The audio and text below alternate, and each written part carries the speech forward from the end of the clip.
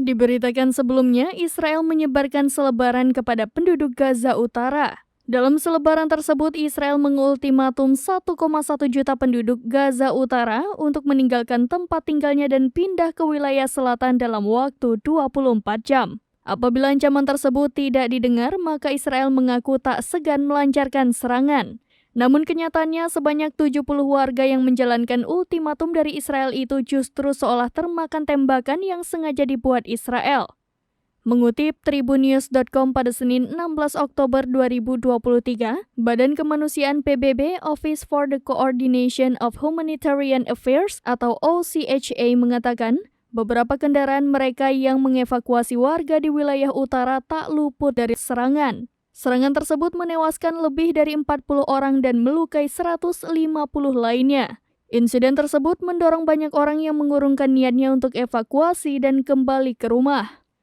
Sementara pengeboman besar-besaran Israel dari laut, udara, dan darat terus berlanjut tanpa henti.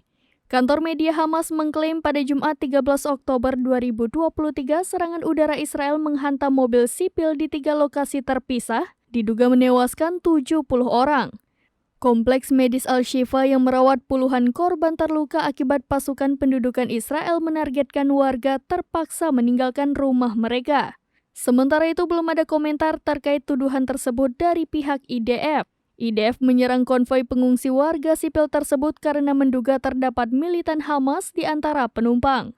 Sebelumnya juru bicara Hamas sudah memperingatkan warga Palestina yang tinggal di Gaza Utara untuk tidak mengikuti ultimatum Israel agar mengungsi ke selatan. Hamas mendesak warga Palestina di Gaza untuk tidak terpengaruh oleh pernyataan itu. Dikutip dari AP News via tribunnews.com, himbauan itu dikatakan juru bicara Hamas dalam pernyataannya usai selebaran dari Israel dibagikan pada Jumat 13 Oktober 2023.